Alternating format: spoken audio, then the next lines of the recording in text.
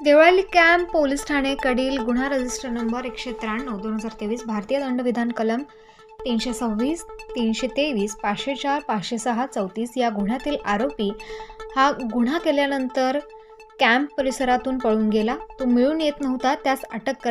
करणे असल्याने त्याचा शोध घेण्याबाबत पोलीस आयुक्त संदीप कर्णिक व पोलीस उपायुक्त प्रशांत बच्छाव गुन्हे शाखा यांनी आदेश दिल्याने सदर गुन्ह्यातील आरोपीचा शोध गुन्हे शाखा युनिट 2चे वरिष्ठ पोलीस निरीक्षक विजय ढमाळ यांच्या मार्गदर्शनाखाली शोध घेत असताना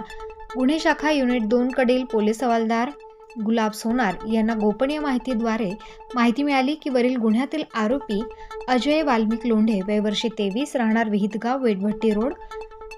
वालदेवीनगर नाशिक रोड हा विहितगाव येथे असल्याबाबत गोपनीय माहिती मिळाल्याने पोलीस हवालदार सोनार, पोलीस हवालदार शंकर काळे, पोलीस नाईक नितीन फुलमाळी, पोलीस अंमलदार प्रवीण वानखेडे अशांनी विहितगाव येथे जाऊन शोध घेऊन त्यास ताब्यात घेऊन पुढील कारवाई कामी देवळाली कॅम्प पोलीस ठाण्यास हजर केले आहे. स्टार न्यूजसाठी मोहसिन पठाण, नाशिक.